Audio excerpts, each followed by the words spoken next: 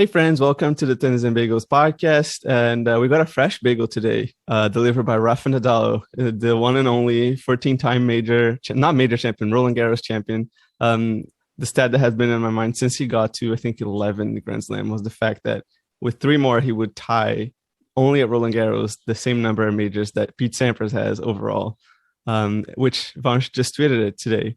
And this episode will just be about Roland Garros in general. So stay tight. We are going to cover Iga Swiatek, but we're gonna start with today's Sunday, so it's very fresh in our memories. We're going to start with the King of Clay, the legend, probably the most dominant tennis player in history in one tournament or on one surface even. How are you guys doing today? Are you guys ready for it? Yeah, super pumped. It's like we've come to expect. Nadal does it again. He withstands all odds. He comes on top. He, all the cliches that you can possibly come up with, and more. One of the most dominant athletes ever in any venue in any sport. 14 times. I mean, I think before when we did our preview podcast, the only reason we really had him third. I mean, obviously Djokovic and Alcaraz, amazing players, and they've done great things leading up into the French Open, but we were just worried about Nadal's foot. And once we noticed that it held up fine during the matches. And once he'd beaten Djokovic, he became the really heavy favorite to win the title again. And it was just a demolition again in the final against Ruud today. But yeah, Owen, you were there, so why don't you tell us more?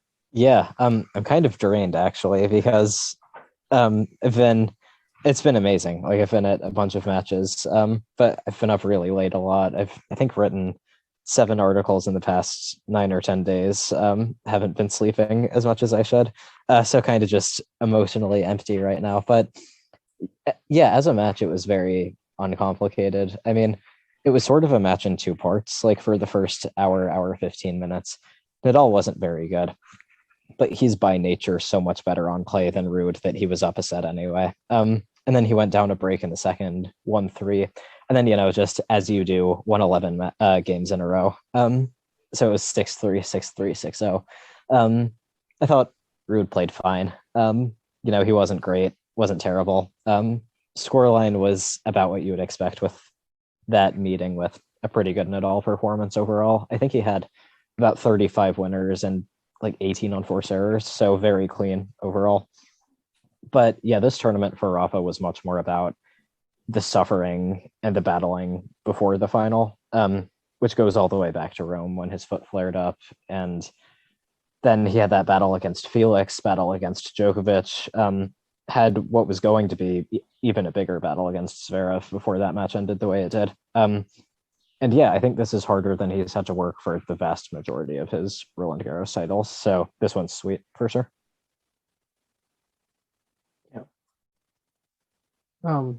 Yeah. I mean, it was an incredible display. I thought of like just his what impressed me so much. Just if I were to say one thing in particular in his game is the retrievals that he's still able to come up with and the defense that he's still able to do in the biggest moments is still amazing to me. And I couple that with his endurance at his age and just his sheer willpower. It's like you're just dealing with this force of nature. And Ruud, obviously, who's idolized Nadal, who's trained at his academy many times, who's watched and grown up, as a kid, like watching him destroy all these people in finals since 2005. And now he's in that position himself. Like it must be, clearly Nadal already has the edge mentally going into the match, let alone, you combine everything with the fact that he doesn't really have to change his tactics that much to when he's, to what he has when he's playing a normal righty, who isn't Novak Djokovic, because Ruud, has an amazing forehand. He's been serving well all tournament.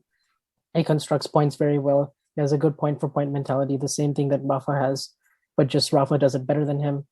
And on top of that, his backhand, while it's really high margin and it has a lot of net clearance and height over the net, and it would bother most players.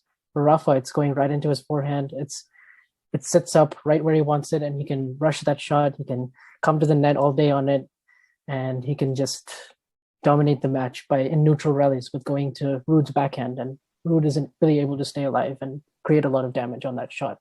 So I thought that really held him back was his inability to flatten out the ball and take it to Nadal and rush his forehand or go down the line with it, put him in backhand jail. It just wasn't happening. And I didn't think he served his absolute best today. I didn't think he was spot serving nearly as well. But then again, he's playing a different league of a returner entirely than Marin Cilic, because Rafa, of course, with his lofty topspin, is able to get the ball right away to Ruud's backhand, which isn't easy to do. But Rafa's able to do that, or he's able to get it really deep and then just neutralize him from there. So I thought it was just a bad matchup for Ruud in general. Yeah, the biggest thing was definitely the backhand. I remember there was one point, I think late in the first set, they were having an ad-court rally, and Nadal pushed Ruud way back. And Ruud actually hit a really good cross-court backhand. Like, he was way behind the baseline, but he got it very deep. Yeah. But Nadal just hit another cross-court forehand, and then Ruud's next backhand was way worse, and Nadal hit a winner down the line. And it was like, yeah, your backhand shot quality needs to be consistently excellent. And that's hard enough for anyone. I mean, I don't even think Djokovic was able to hit backhands as well as he needed to. And so if your backhand isn't your strength, you're completely screwed. Like, and if you can't take it on the rise. Exactly. So yeah, Ruud, it was just way too hard of a matchup.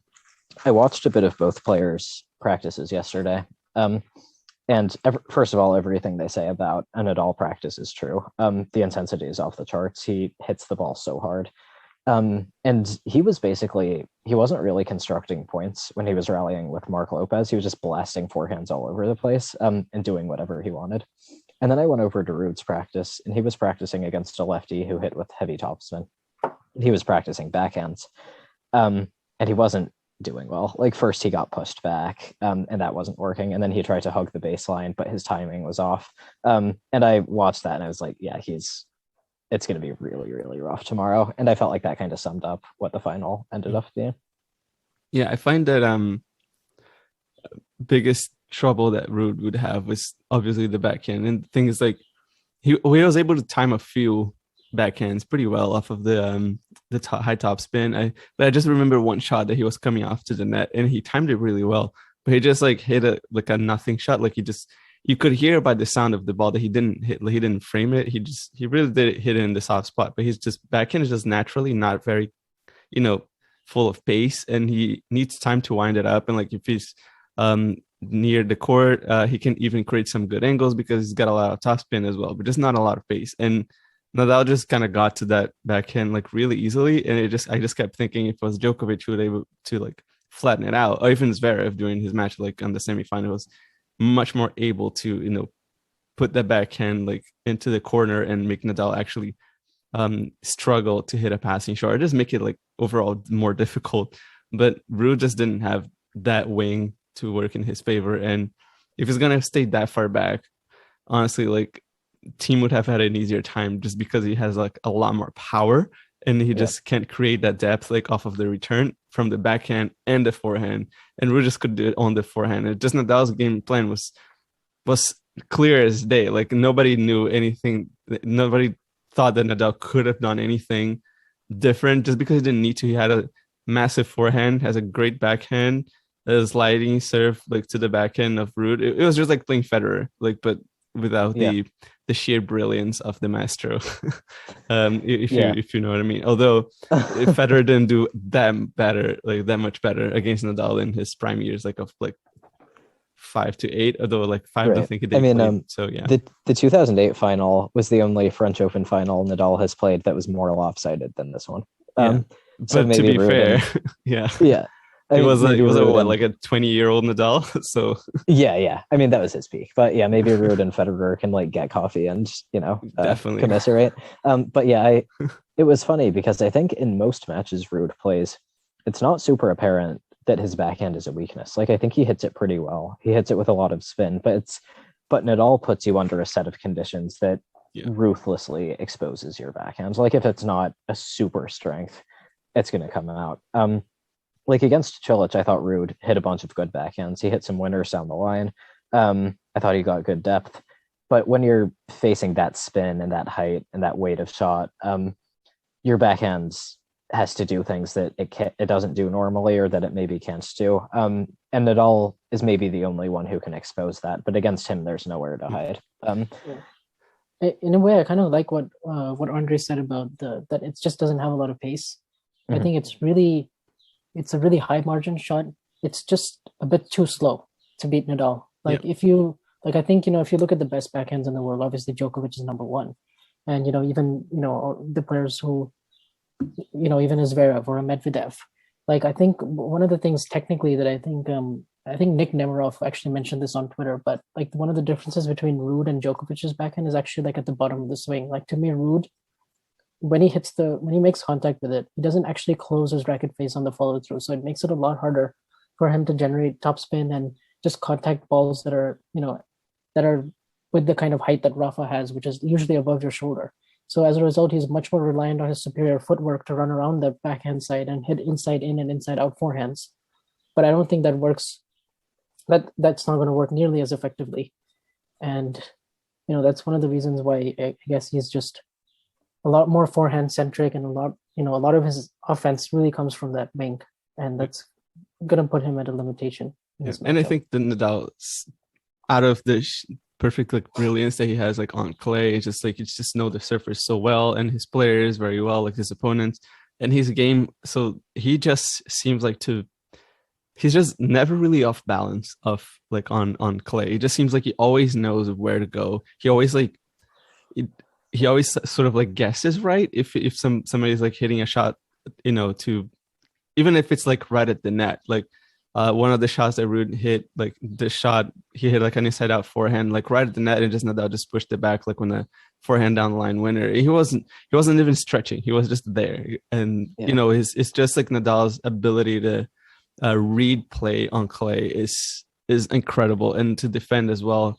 He never really slides and just like come off of this slide, so just kind of like trying to like find his footing again. He's just always ready for the next shot, and that is just something that Ruud needs to. The only way to put Nadal off balance is to actually rush him or just make him guess, or just like really pull him like really far away to his backhand side, just force him to hit like slices that he does not want to hit, because sometimes he defends and he hits slice, but just is an intentional slice. So if you like look back into the match that he played against Djokovic last year, he had a bunch of slices that he did not want to hit.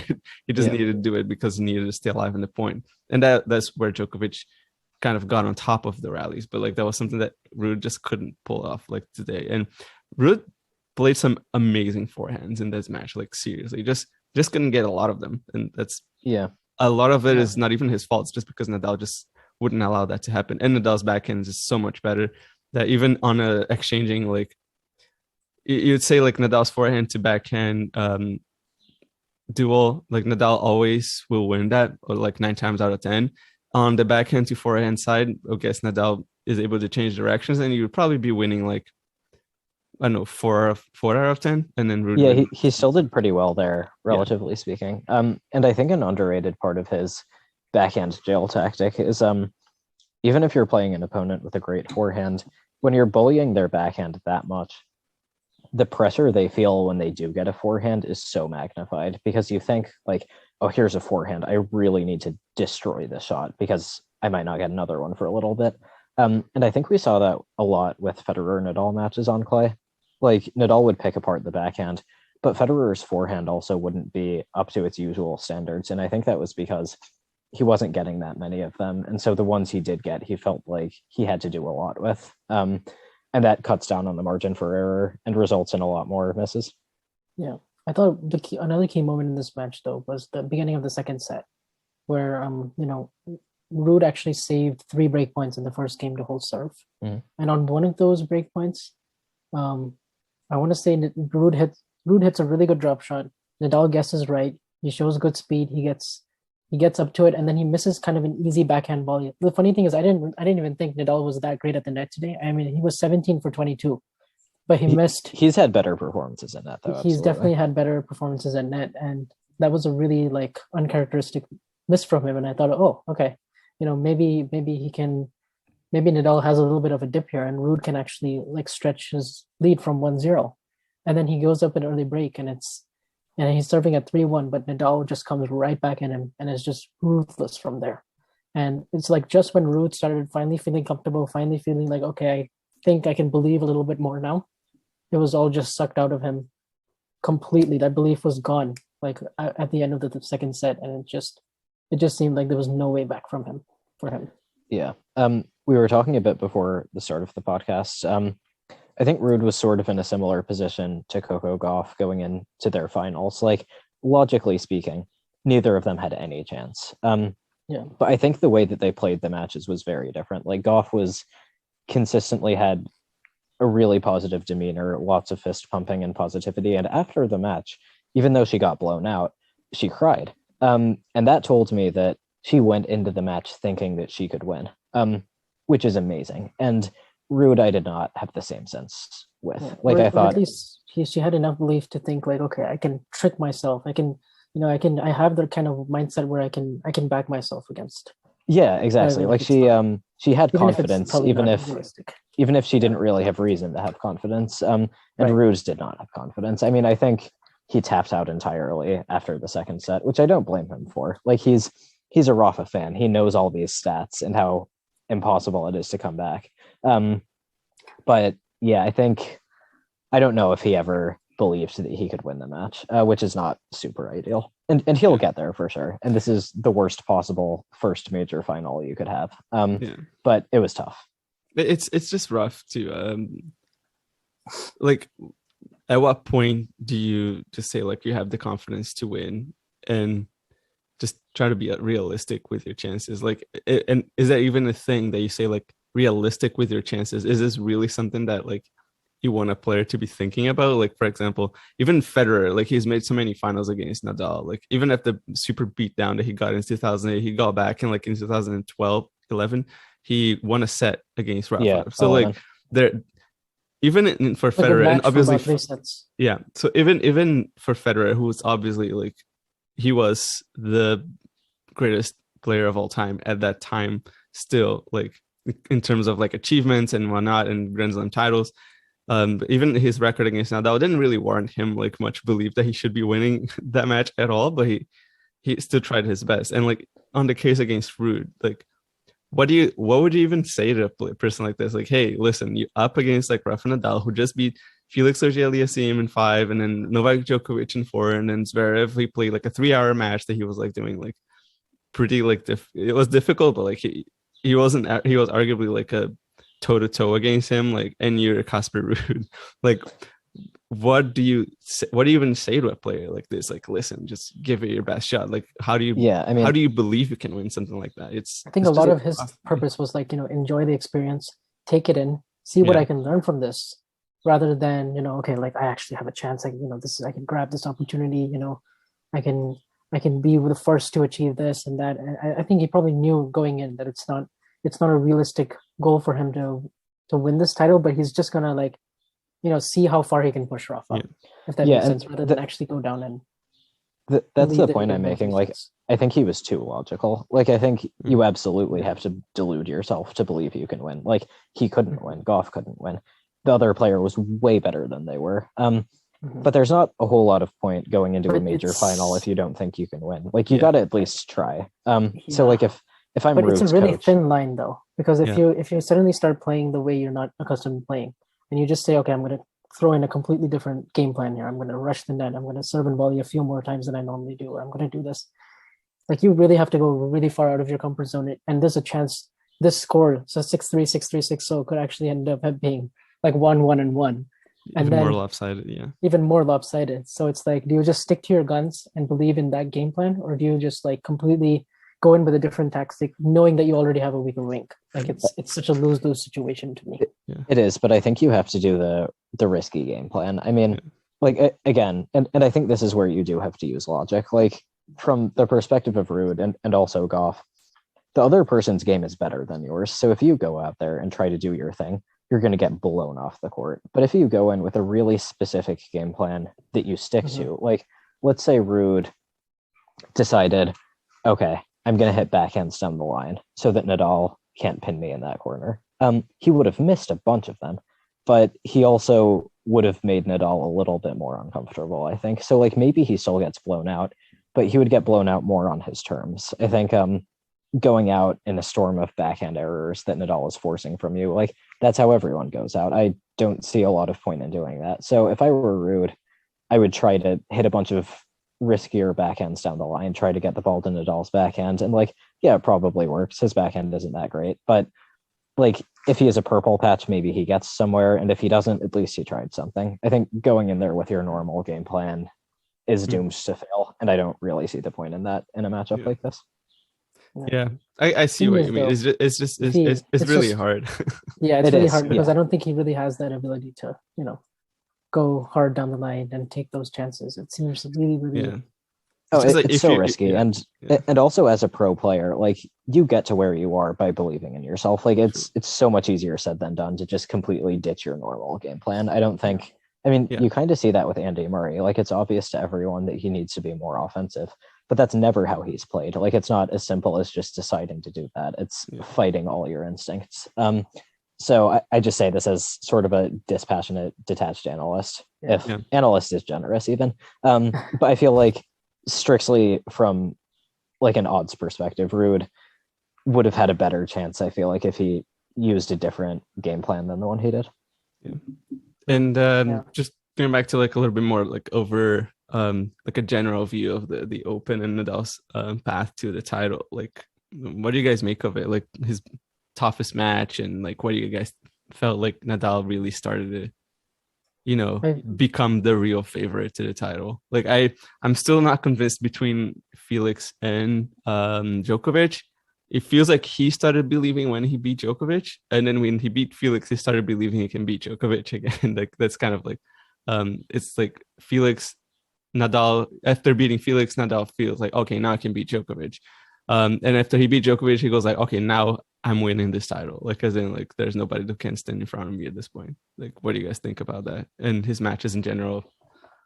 Yeah, obviously his first 2 or 3 rounds were, fairly routine. Mm-hmm. Although against Corentin Moutet, he did mention today in press that after he got that win, his foot was apparently in so much pain that he had to go through anesthesia and completely numb the entire foot to keep him, playing in this whole tournament. He didn't want to mention that before because he's like, out of respect for my opponents, and I don't want to, talk about my foot because I've already talked about it like a lot. So and then after that, he goes in and he beats Bodek and he destroyed. And against Felix, the main thing that stands out is that 5th set that he played, and actually all 3 sets that he won, because I felt like his forehand was always on point, which it really needs to be. And he was always, in the biggest moments, his forehand was always there, like especially down the line, and also his commitment to his game plan was always there. And those last 2 games that he played against Felix had to have had him feeling really good going into the Djokovic match. And then the way he started, obviously, for like peak Nadal for almost a set and a half, to then like withstanding the amazing barrage that Djokovic came up with to somehow come back and win that 90-minute second set. And then like his level just stayed so steady the entire time in that quarterfinal, whereas Djokovic was having to redline and go out of his comfort zone. And then eventually it just seemed likely that he would go through more dips, and he'd have a really high patch of casino tennis and then slight dip, but only just slight enough with the small margins. And then I also thought the 4th set tiebreak that he played against Djokovic in the 4th set was, from his end, was almost perfect. Mm-hmm. So that gave him a ton of confidence. And then against Zverev in those inhumane conditions, in the sauna like humidity indoors, with those heavy, sweating like crazy, and those long rallies, like 2 sets, not even 2 sets, almost 3 hours and 15 minutes. Definitely he caught a lucky break by not having to play much more than that, because otherwise, that was on track to go 5.5, 6 hours plus. I mean, if he split sets, it would have almost potentially maybe even ruined his chances to play the final. Yeah. And then he comes against... Were you there in the semifinal? Yeah, it was pretty torturous, to be honest, just because for the first little while I was worried that Zverev would win. And then after that, it was just every point was a slog. And I kind of realized, like, oh crap, like this is not going to be over for a long time. How did you feel? Like, did you feel the conditions were obviously you were not on court, but like, it was as a fan, like, was it very humid and weird? It was very humid. It felt claustrophobic. And yeah, that was a match that if it reached its natural conclusion, it was not going to end because like one person played better. It was going to end because one person would have emptied the tank, like collapsed, and would have just started losing every point, like cramps maybe, or an injury like that was different than the one we got. Yeah. And I wanted to say, like, all things considered, I think it was possible to see that injury coming. Like, I think when you play in conditions like that, like the clay is not drying out at all, so it's just grabbing at the ball on every shot, slowing it way down. They played a 44 shot rally, super long rallies. When you're having to play like that and you're exhausted, and you have to do these very particular movements, footwork, sliding, changing direction, like it wasn't really a surprise to me that Zverev like hurt his ankle like that. I mean, he was probably wiped out. He was trying to do a very specific, physically taxing movement. Ankle turned a little bit the wrong way, and then he went all the way over. Like, yeah, that's not really a shock given like the exertion the players were going through. I have a feeling that because of Zverev's being much taller, I feel like he played a little bit of a part as well. It's like his center of gravity is a little higher, so he might have just kind of like tipped over a little bit more. Because I feel like it could have happened to Nadal as well. Like Nadal keeps sliding all the time. Maybe he's a little bit more conservative with his movement nowadays because of many things. But he was still running. That replay so was much. actually pretty hard to watch on TV. Like as he was rolling, and then like how his ankle just like stuck to the clay, and then it just like he just tapped immediately on. started like wincing and pain and. He torn a few ligaments apparently, like on his right foot. Nothing is going to be back until the US Open, right? Yeah. So long time out for him. If he's back, because there's also a chance that his season is over as well. Yeah. Right. And I kind of felt like Roland Garros would have known that the conditions were going to be slow. Like, would it have not have been possible to get two people out there for 5 minutes to rally and then ask them, like, are these conditions playable? Like, can you hit through the court at all? And they would have said no. And then they would have said, like, okay, we can delay the matches or something. It was, and part of it was the matchup, how Nadal defends well. Zverev has his stretchy thing way past the baseline that made it impossible for either of them to finish points. But pretty quickly in that match, everyone found themselves in a situation where, like, no one was going to win. Especially after that first set, you know. I think had both players really, like, protested and been like, okay, you know, we got to open the roof. Like, what is going on here? We got to postpone this and at least wait till it's safer. And then we can come back out. And it was just, you know, even though it was like not raining outside. Yeah. It's just, that's something I feel like in the rule book should be a little different and addressed for, especially for inhumane conditions and like specific circumstances that warranted, especially this was definitely one of those. Yeah. But back to Rafa, I thought, like, for me, the defining stretch of the tournament really was the fifth set against Felix and the first set against Djokovic, because I think those two sets, like, that's as good as it gets. Like, that's almost as well as he can play. It was an insane level. I think a lot of people didn't know if he still had that in him, and I think it also made him believe that he could beat Djokovic and he could win the whole thing. I actually thought his level in the semis and the final was considerably lower than it was against Djokovic. Like, I think maybe he peaked physically and emotionally in that match, but luckily for him, he was good enough to win the last two matches anyway. I mean, especially in the final, like the first hour and a half, he was really average, but he was good enough that he didn't fall behind anyway, and he brought the super high level when he needed it. I mean, the first set against Zverev, by all rights, he should have lost. That tiebreak is still going to live in my head forever. I mean, he made an outrageous cross-court forehand pass at 4-6 after getting dragged practically off the court on his backhand side, and then he had to run all the way over. It was unreal. He had no right to win that set, and he did. Nadal. Yeah, I mean, I think that's maybe his defining characteristic is, like, he raises his level to exactly where it needs to be. Like against Ruud or against Botic, Van de Zonschulp, he's not going to use his god mode level when he doesn't need it. But against Djokovic, where he needs that the entire match, that's exactly what he did. So yeah, I think. And before we move on to Iga, I wanted to ask: can either of you think of like a Roland Garros title that meant more to him than this, or that was more well earned than this? I mean, 4 top 10 players, not winning a tournament in the lead up. I'm not sure I can think of one. Yeah, I mean, the 4 top 10 players thing is pretty big because that's only happened 3 times at the Open era. And obviously, once was Federer at the 2017 Australian Open, where he beat Berdych, Nishikori, Wawrinka, and then Nadal in the final. And then before that, you have to go all the way back to 1982 with 17-year-old Mats Wilander. So it's very, very, very rare. But in terms of like defining moments, I would say anytime he's come back from like a major injury and he's had a lot of doubts, like going in. I think 2013 was a special one because of like the 6 months off that he had at the end of like after the Rosal match at Wimbledon in 2012. So that was a big moment for him. But he was very much in form and the favorite going in. But still, he had to contend with Djokovic in the semifinal, and he had to come back from a breakdown in that fifth set. And then very much the final was a little bit like how it was today, where you kind of knew the outcome. That was against Ferrer. And then the 2017 he hadn't won, and that was like he'd only lost 35 games en route to the title, and that was he actually hadn't won it in 2015 and 2016. So for him, that had to feel good. Oh, I can do it again. And then 2020, obviously, kind of similar to this, where he'd lost early in Rome and not had any form, and there was a lot of doubt. But when you're playing 3 out of 5 sets on Chatrier and you're healthy, then then it's in a final. It's kind of the closest thing to inevitability in sports, like him winning. I think for me, this is like up there. Yeah, I would say probably in terms of defining, most likely like this one in 2020. I think 2020 was really big because of he tying Roger Federer's 20 for the first time. He wasn't just chasing; he was in the lead as well, and he was against Djokovic in the final. And all the talks about like Djokovic is gonna like steamroll through Rafa in this final, whatever. He was the biggest favorite. And then that happened. And I think it's just, we always like overlook the first one that players ever win. I feel like if you're Rafa, or is this probably just my personal opinion? I think if I ever look at like my first, if I were Rafa and I say like, this is my first Grand Slam title ever. This is the one that started it all. And it was my first, it was also at the French Open at Roland Garros.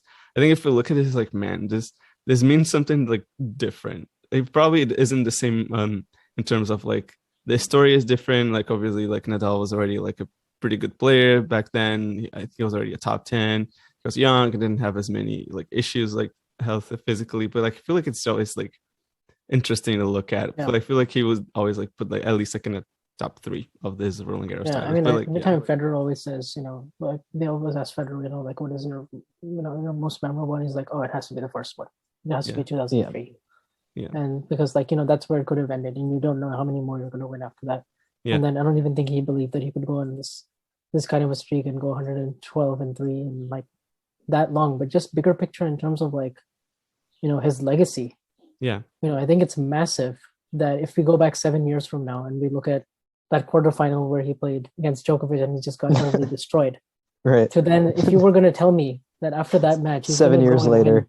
Same round, 8 more majors after that. After one of his worst seasons in 2015, injury prone 2016 with a wrist, and then he's going to win 8 more after the age of 30.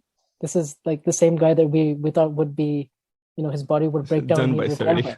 Yeah, some said done by 25. Yeah. And I mean, to be fair, Djokovic has done the same as well. 8 majors after the age of 30 and 2 finals lost. It's the same record for both. Yeah, which is just crazy, and now he's halfway through the calendar year slam. Like this is the closest he's ever won. He's never won the Australian Open and the French Open in the same year. 35 and 36. Yeah. I mean, we talked about him equaling Pete Sampras just at Roland Garros, but he's also got an Andre Agassi career off clay, off his favorite surface. It's insane. Like Agassi, Lendl, Connors, like they all won 8, and he has the same number. It's he's got 8 majors off of clay. Like I think I can even comfortably say that he's the most accomplished best of 5 player in tennis history, because if you just look at his ratio, like I think he's entered 64 majors and he's won 22 of them. Yeah, and he lost 8 finals in that, right? So like in 30 majors. And 8. He's 22 and 8, and Federer and Djokovic are both 20 and 11 in major finals. Like he's the best. And I think he also has the best ratio once he gets to the semis. Like almost all of the time, he's always either in the final or he's winning. He's the best big match player of Isn't it crazy? Like over the course of their careers, it's pretty nuts. Like you think about it, like more than 2 and 3 finals that Nadal plays on a Grand Slam, he wins that. So yeah. And obviously it was lopsided because the French Open is so like what do you call this, like so dominant, and in Australia he had like a completely reverse look on that one, but like it's still even away massive. From Roland Garros, I think he's pretty close to 50-50. Yeah, he's 8 and 8, and it's kind of the same with Djokovic. He's 9 and 0 at the Australian, and then he's 11-11 everywhere else. It's like these two really have one major where they really like we see the most vintage version of themselves, and we kind of see Yeah, like for me, and especially if he goes to Wimbledon and he wins that one, now he's gonna have three on every single surface, which hasn't been done before either. Yeah. Do you guys think And he goes to I think Wimbledon? Wimbledon is for sure his worst major now. Yeah. Oh Yeah, yeah, that's definitely. another question. I mean, he said he wants to go. My guess is like he'll go. Maybe he pulls out though. I think it'll be very touch and go. He's definitely not playing anything before. Yeah. That's Yeah. for sure. He'll be resting all the way till the very, very Yeah. end. He'll be trying Yeah. to find all possible solutions. The thing is, he doesn't have a long-term solution to the foot, Right. so I don't know how long cortisone will keep up and painkillers. And I mean, he's already said he doesn't want to keep doing the injections. uh-huh. I mean, yeah. I mean, hopeful. Didn't he also say that he has two more options? Either he can get a major surgery, which would keep him out of the game for a long time, or he'd have like this thing where he could get rid of some bone thing in the foot, and then he like it's more of a minor procedure, but it will get him through like a few more weeks. Like it's very like short term, but I'm not sure actually. I mean, he did mention a major surgery, but I think he said he had no idea if he would even be able to return to tennis Yeah, after because that. like a major surgery is sort of like in the same vein as the metal hip type of thing for Andy. Yeah, right? I think that's like the last stitch thing. He talks about like a radiotherapy or something, or like radio waves. Yeah, I think that's what I'm. That's what but that may not work. Yeah, I mean, hopeful tennis fan that I am, my mind is already jumping ahead to a Djokovic Nadal Wimbledon final or semifinal. But yeah, I mean, hopefully Rafa can just stay healthy because my God, the game is so much better when he's active and playing. And it's always been that way. So like fingers crossed for him because great year. And I hope he can keep playing because it's been fun. Mm-hmm. Yeah. Enough talking about these old dudes. Yes. The future is move now. on to the future. Yes. Iga Swiatek, winner at Roland Garros. Vansh, how many games did she lose this time? She lost a total of 33 games and one set en route to the title. Yeah. And I mean, literally, we had Barty losing 30 games at the Australian Open. We had Emma Raducanu losing 34. This time she loses 33. But I mean, that's only like one of the many, many like impressive things that she's doing right now. Yeah. She's also on a 35 match winning streak, which ties her with Venus and pulls her ahead of Serena. She's won 6 titles in a row. And it all commenced with 6 titles in a row. And like for 1,000, eh? Yeah, 1,000 and a 500 and a major. Like it's. I think I saw a stat that said she has more ranking points right now than 2, 3, and 4 combined. Yeah, in the race, in the race, she has in the race.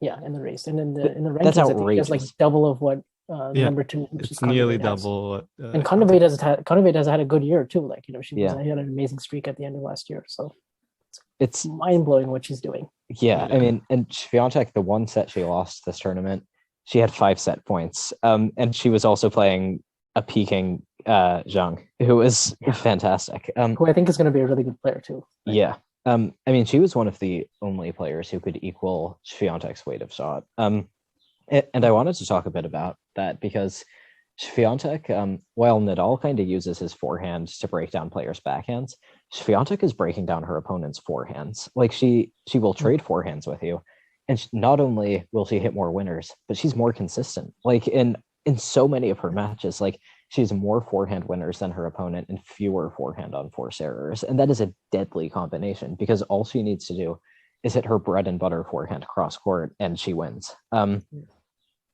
And then on top of all of that, she has the racket acceleration too. Like it is such a fast shot. Like when it's coming at you, it is like you think of the best forehands on the men's side. Like I think Jessica Pagula even said after she lost in the quarterfinals, it's like playing a man. Like in terms of like the weight of shot on the forehand alone. I think she has the best forehand like in women's tennis. It's the most like devastating singular shot right now in the WTA. I mean, if Serena was still active, then it would probably be her serve.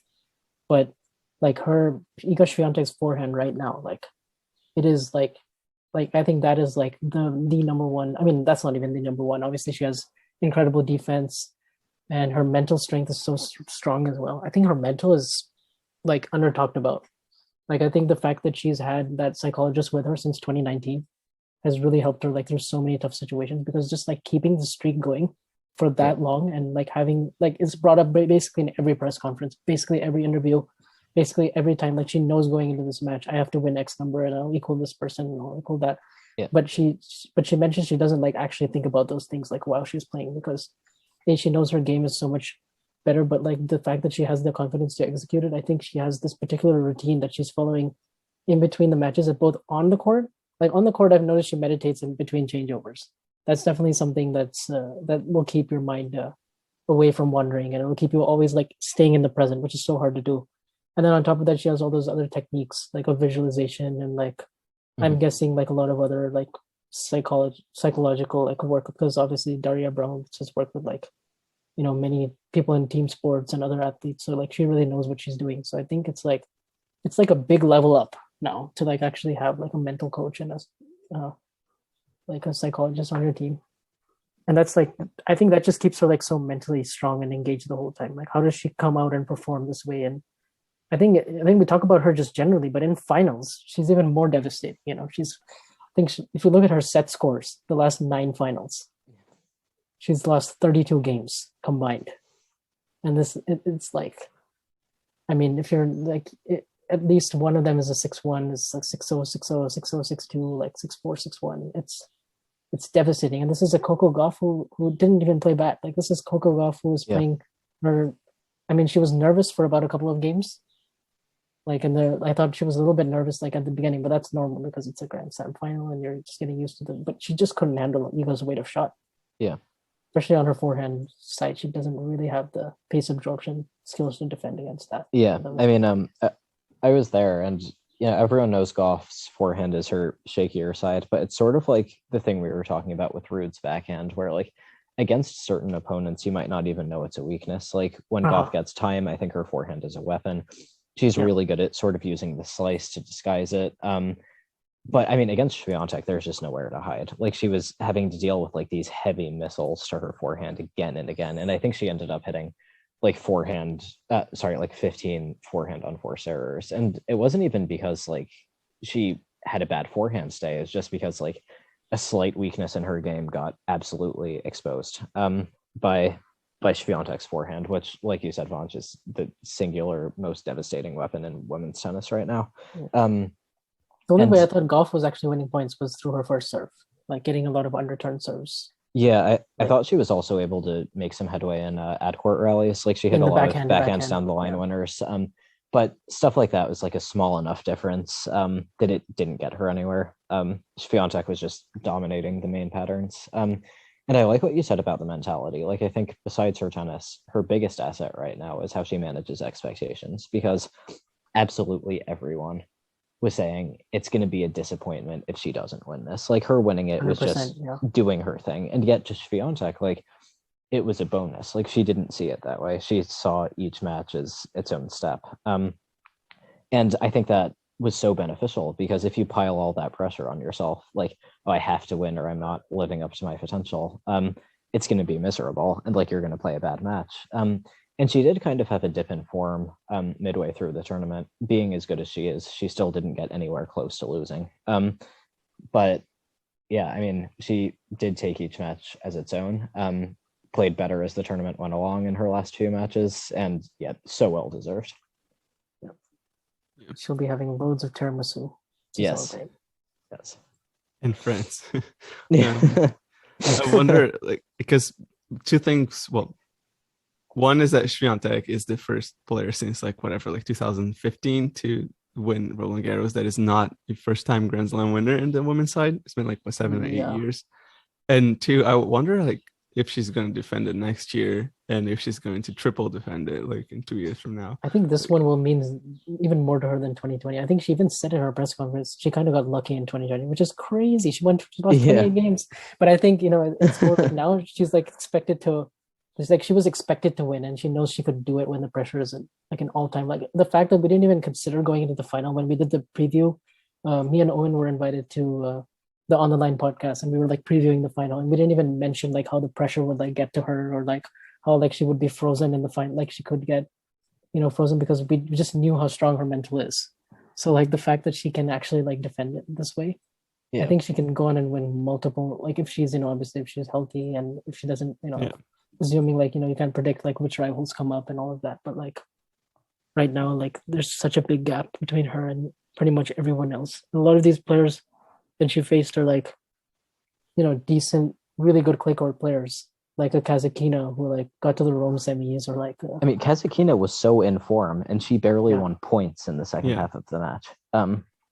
It's just I like mean, that was kind of a deadly combination for her because she does everything so well. Like almost it's very like Swiatek like how she constructs points, and like it's kind of an abstract conduct. But nothing is as good. Yeah, exactly. I was just thinking about it. Like I was watching that match. Just like Kazakina has a game that is very similar, just like Swiatek's, just more powerful, better, faster, just more consistent. She just can hit more angles. Like Kazakina is good, but like she's gonna be like your average player. She's gonna be really consistent.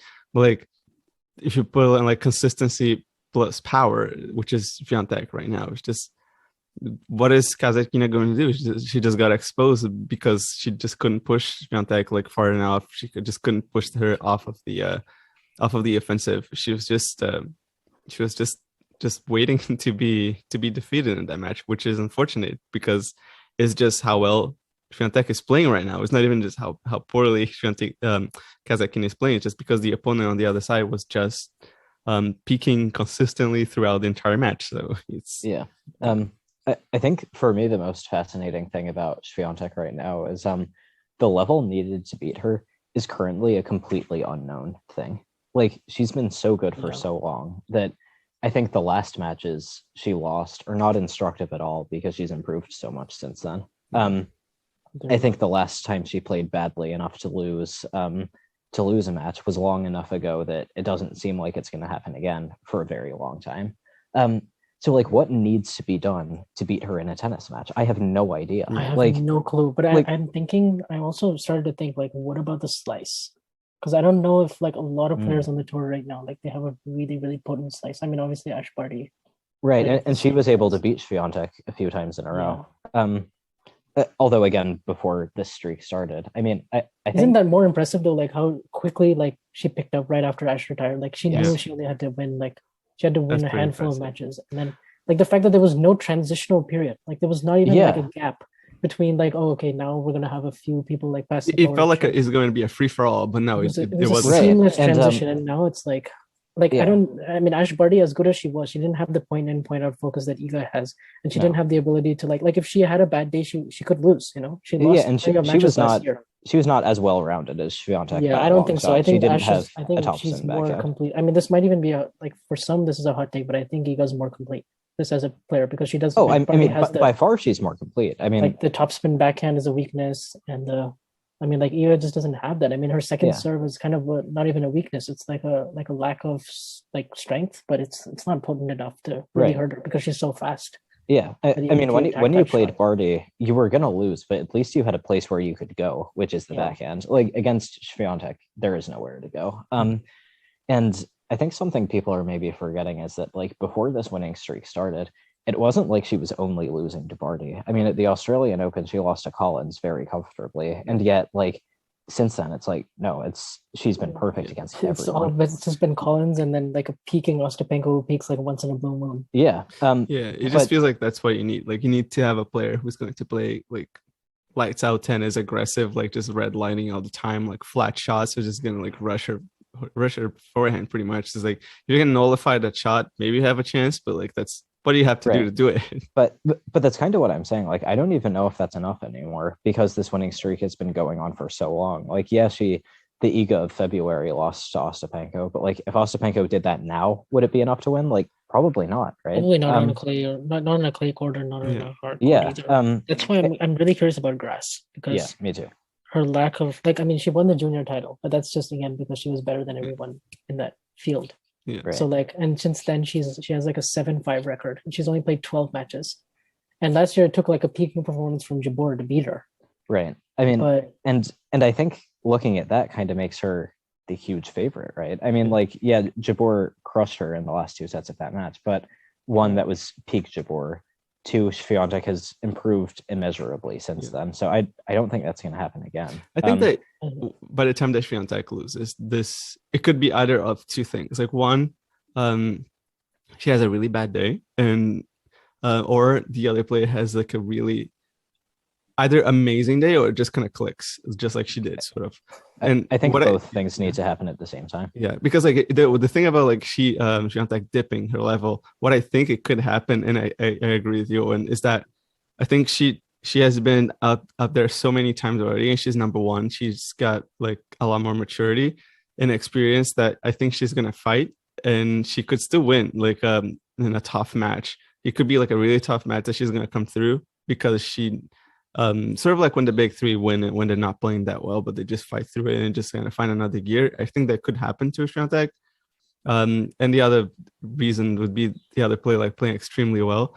And that's the one that I'm actually hoping for the most because I would imagine that but I would hope that a player would click and be incredibly good as well as Swiatek and consistently good, and that we could have a rivalry out of it. Like those two players like reaching in semifinals and finals all over, like over and over again, and facing each other and pushing each other. I think that would be beneficial and great to fans. Everyone is waiting for a rival, and you hope that. I mean, Coco Gauff. Like the thing is, I don't really worry about her in terms of like. I think she had a great tournament. She's only 18. She's been progressing incrementally. It's not been the most eye-catching or absolutely like she hasn't had like the, amazing like signature big wins, but she's been carefully like steadily improving, and everything seems like it's perfectly calibrated for her to like get to the next level. Obviously, she has to improve the forehand, and all of that is the case. But I hope like in 2 or 3 years, she can become a big rival, and like she can actually start winning majors because I think the belief is right there, and I think she has all the other tools. It's just a matter of like developing and like keep on improving. I would love to see like some kind of a technical change on her forehand, like in an off season, or just like just figure out that shot in a different way, so she can beat the best players. Because like, I think her floor is really, really high. Like I think her floor is definitely top 10. It is, and like why not, right? Like I mean, she's better than Iga was at 18. Like I think it's, and the thing is, she already feels like a veteran. So that's exactly. really key. I mean, like she already has her breakout was at 15. And I think that we will get a rival, and I think the tour will improve because of Swiatek, because no one is going to be content losing to her all the time. So I think people are going to think like, okay, how can I improve? Like maybe someone watches old tapes of Barty beating her and says like, okay, I'm going to develop a really good slice. Or then brings that to the table. She lost to she lost a set to Samsonova, I think, in Stuttgart in the semis. Yeah. And it was like 7-5 in the third. But it or like a tiebreak performance from like Zhang. Like matches like that where I feel like you just have to beat her with like raw linear pace and just hope that she's a little bit off, and you can actually like match her like shot for shot, or you can just return so aggressively and take that like kick second serve on the rise. That's another thing I'm kind of curious about on grass is like I don't think that kick serve will be that effective. Like it won't bounce as high, and she'll have to work harder to get that forehand that she wants, or she'll have to work a little harder to like get her feet set in proper position so she can nail a backhand and like stay in rallies, and then like she'll be forced to like come to the net and like vary her game a little bit, or she could face like a someone with a little bit more variety. I always think like Karolina Mukova, for example, like we've always seen like good performances from her, but then she gets injured. So I would love to see her like be steady and consistent. Like she got to the Australian Open semis, she beat Barty, she beat Pliskova. This tournament she beat Sakari, but she plays an amazing match against Anisimova but gets injured.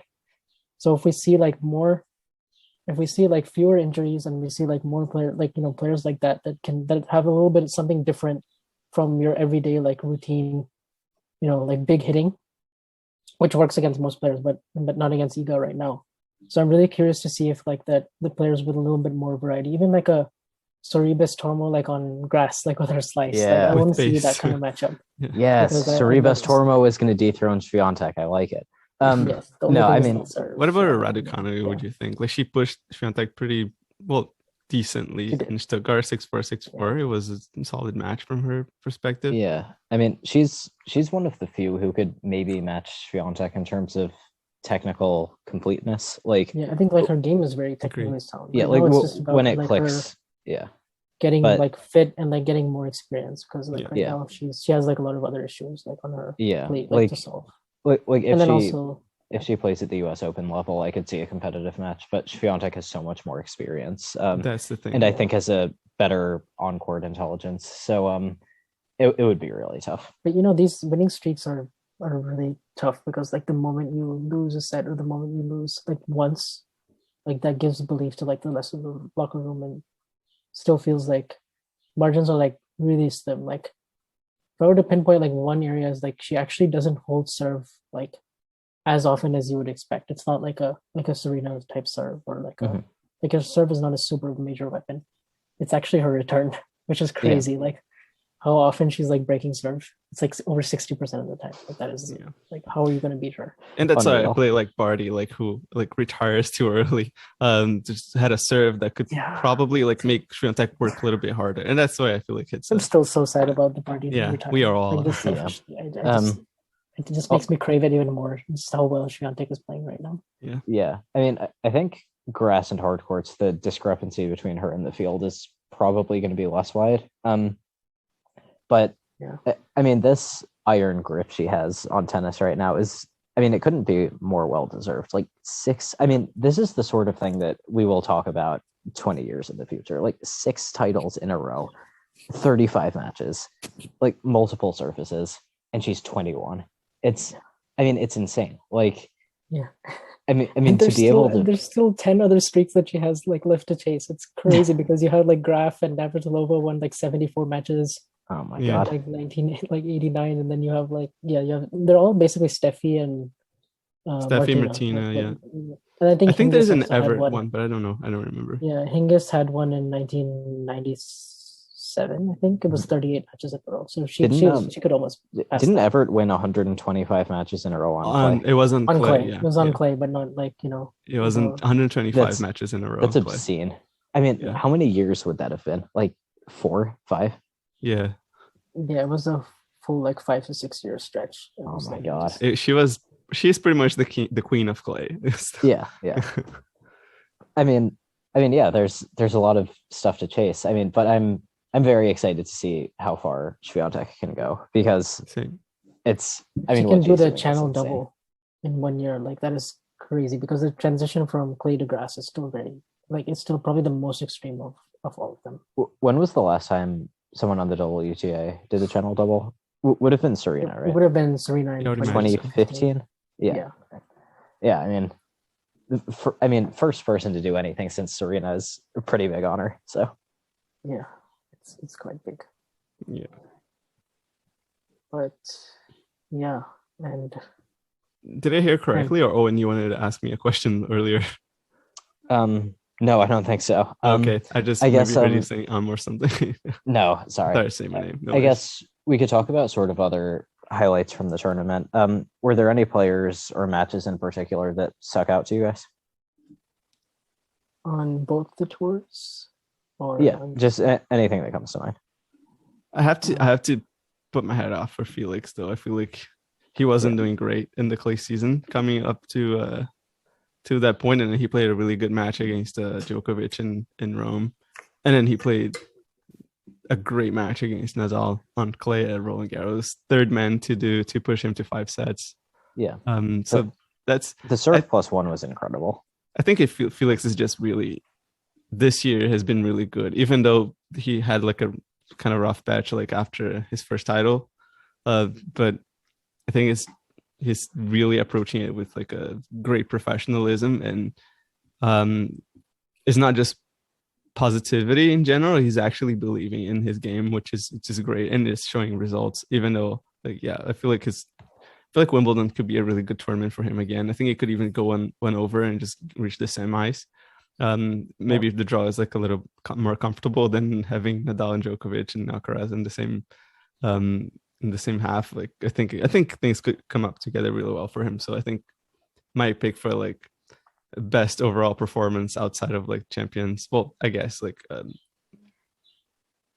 one of the best overall performances like outside of the favorites would be for me Felix.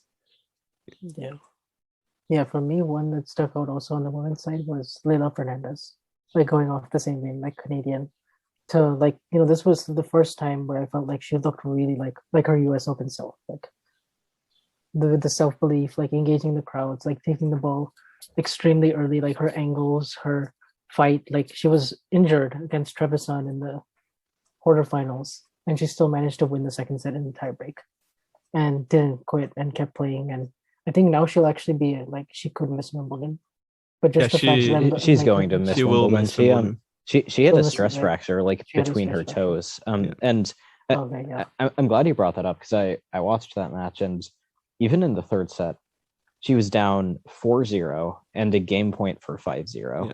And she didn't retire, and she got one of the breaks back. And when Trevisan was serving for the match at 5-3, Fernandez had a 15-30. Like, it was one of the most outrageous fights I've seen. And it sucks because she should have retired. It was a really bad injury. And if you look she at might him, have pushed herself too hard. her dad did an interview where he said he was pleading with her to stop because she was risking her career. But I mean, that quality that Fernandez has, I mean, not only is she an amazing fighter, but she also understands something about big points that other people do not. Like, she knows how to not miss. I mean, she had that match against Anisimova, I think in Indian Wells, where she saved 3 match points on the return. Like, it's Djokovic-esque what she has. And I'm not saying that she's going to have an all-time great career, but like, she has an all-time great quality in her. And so I can't wait to see how that pans out. I think it's a quality that match was also quite interesting for me. Like, at the end of the third set, she really stepped up and like played her best tennis, and you would see like a big difference in body language between Anisimova, who's a little bit, is a really clean ball striker when she's in position, like off both wings. She has crisp, like supreme timing, and Layla was getting rushed, and she was the one having to play defense and come up with shots on the run and redirect balls, and she was handling that occasion like so well. Like, I think having been in the U.S. Open final and being the underdog in that match, and because she played as the underdog kind of throughout her U.S. Open run, where she beat like 3 top 5 players. And Anisimova was like, once that bottom half opened, like a lot of people were picking her to get to the final because she just has that pedigree on clay that Layla doesn't. And for Layla to like come through that match, and she had 3 return winners in the 3-4 game in the third set, and then held serve like without any nerves. That was really impressive. And then the round before that, she also beat Bencic. So like, this run was to the quarters was quite good, and it shows like, I think she can play really well on all surfaces. I think it's interesting, like the all-time great quality that Owen was talking about. I think it's a quality that's gonna pull another one in her, which is like, it's important to fight, yes, but like, I think it's important to like listen to your body at times as well. And like, you can fight, but you still lose. But even if you fight and you win that match, then what? Like, she was definitely gonna WO like on the next match. Like, there was no way she was gonna make that semifinal. So, and on the risk of even like furthering like her injury and being out for even longer or something like that, because she wasn't a grade 3 stress fracture out of 4. So that's pretty high up. And that's from what I read online, by the way.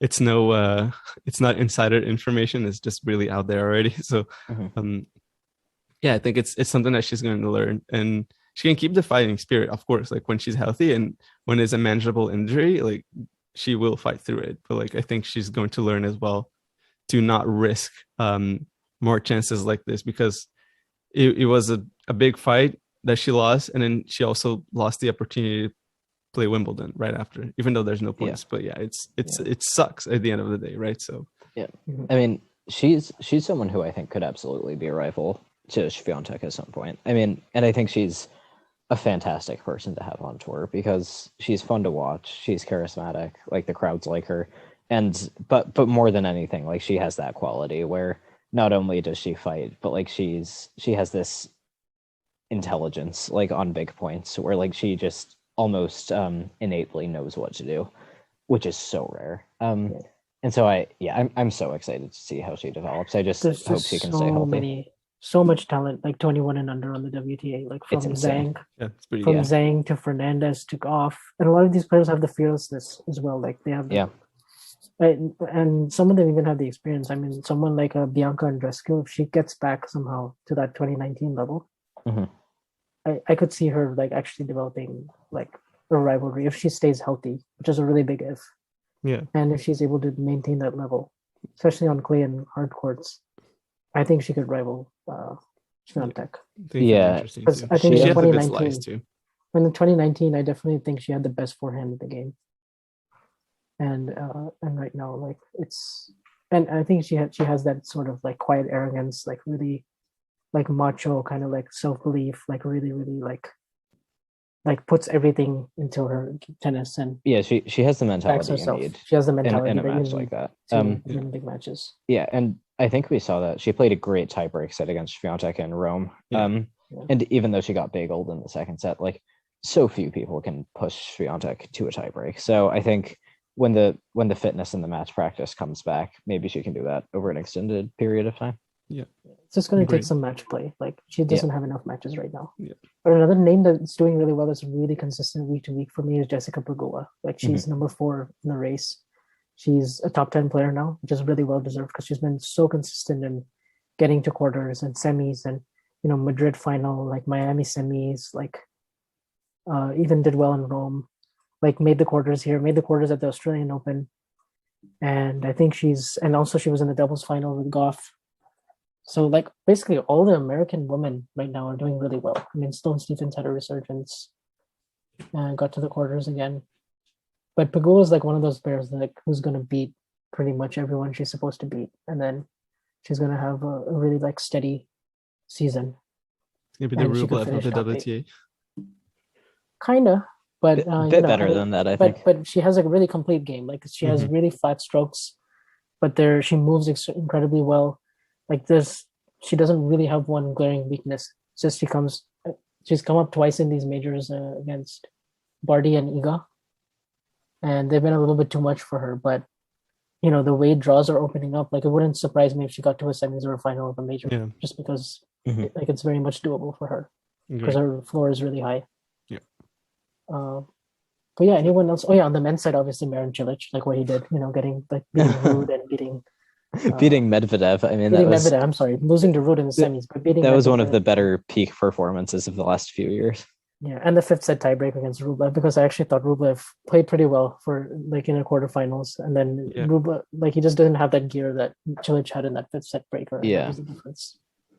Yeah, I think in hindsight, this tournament will be very good for Rublev, because something I wrote about him earlier this year was that he didn't really have a signature win, but he also didn't really have a signature loss. And I think that when you lack a loss like that, you can't really learn that much. Like I think if you take Goff, for example, now that she's lost in a major final, she's gotten a taste of what it takes to win a major because she's seen it on the other side of the net. Like if you're watching from afar, I think it's much harder to tell where you need to be. And Rublev had made some major quarterfinals, but he had lost them all in straight sets. And this one, he got close enough to see the finish line. And so I think once the pain fades and he can digest it, he will be able to improve in a way that he maybe hadn't been able to more recently. Probably. Yeah, for sure. Yeah, for me also, Alcaraz, it showed that he's human after all.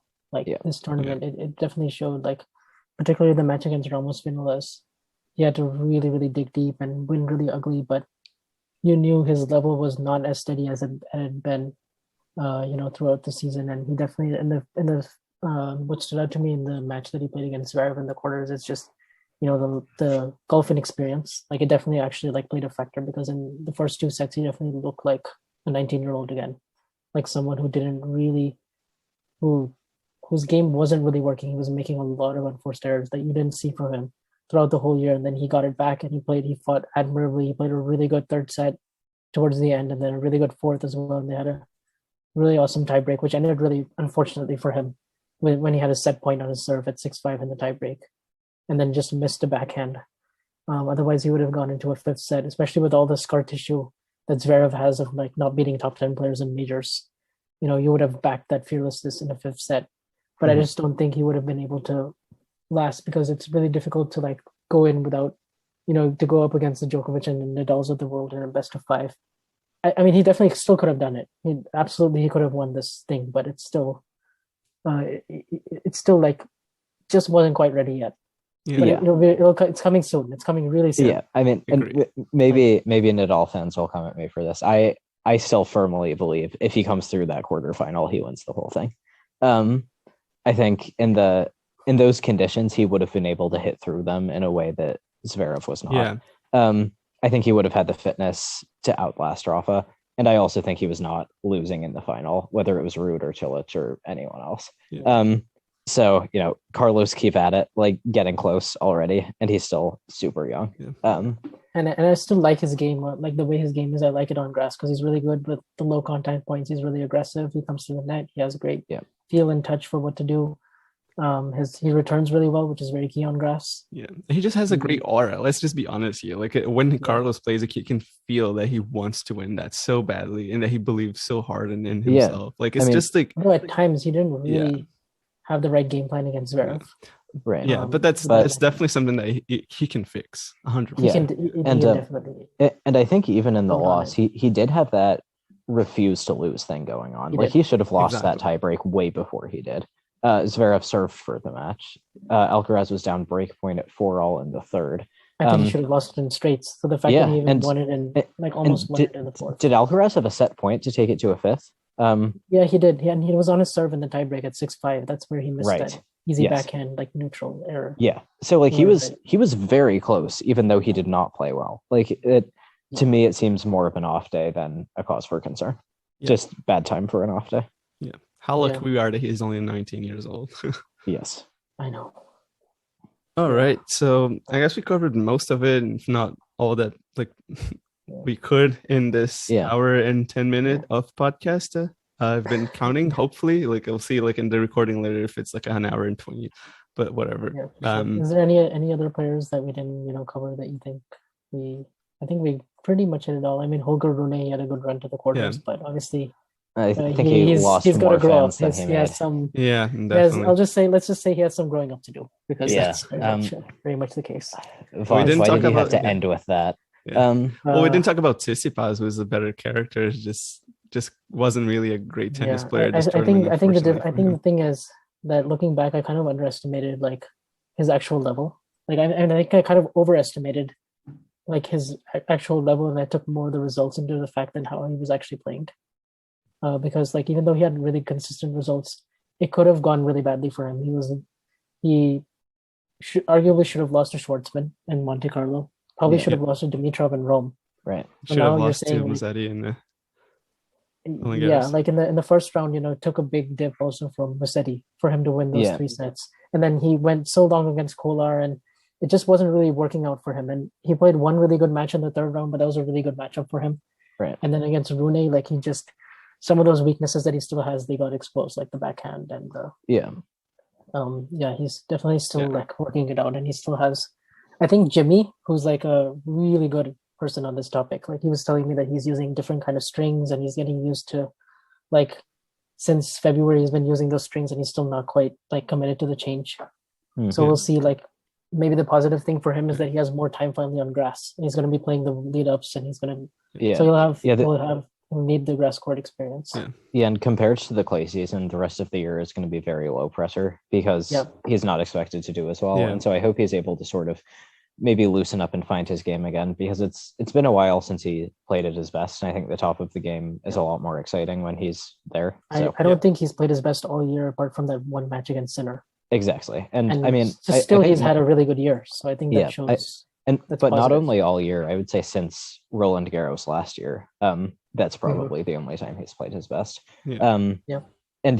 Like you said, it speaks so well of him. I mean, he won Monte Carlo anyway, and he was in the Rome final. Not even playing his best. Yeah. Exactly. So when he does play his best, great things are ahead. But I am just a little concerned for him because it's been a while. Yeah. So hopefully he can get back on track. Yeah. Hopefully he can get because I feel like for me, the forehand was working. I feel like the serving was a little iffy, but not worse. But his serving was definitely off throughout this whole. But his backhand was just completely absent, for most of the time. Even on clay, when he has time, the backhand was just not pushing through, just landing short and spinny and loopy. It was just sitting out there. It's just not great. The slice was working better. Maybe that's one of the reasons why he chose the string. So maybe he could try to get a little bit more punch on that shot, but. Maybe you got a trade-off, and we'll see what happens next. But he's definitely lacking some power on that side. It was very easy for Holger to pin him in that corner and attack and expose that weakness. I mean, the forehand is still so good, but you can only do so much, as we saw with Ruud. But and now that we've come full circle, I guess we can end this here, and we'll see you guys next time. All right. Yeah. You can follow us at Tennis Nation is Owen on my left side of the screen and Vansh is down below. You're not going to see this unless I upload it to our YouTube channel, but we have a YouTube channel. Our episode is actually getting uploaded frequently. So if you want to listen to us over there, it's totally your choice. And Vansh is at Vansh I'm at Roland Andre, and we are at Tennis and Bagels. Thanks for listening, and we'll see you guys next time for the grass season. And I have a good surprise for the Tennis and Bagels logo again. We'll see you guys later. All right. We didn't know this. This is going to be great. This is news for us. So yes. We'll keep our listeners. Awesome. It's not going to be that big though, but it's going to be fun. Yeah. Epic. Of course, also make sure to check out the podcast that Owen and I did with Jack Edward, especially the one after the Djokovic and Nadal match. We really went deep into the match and we really analyzed. If you want granular analysis of that match, then that's where to go. On the Line Tennis Podcast. All right. Okay. Sounds good, guys. See you guys later. Bye.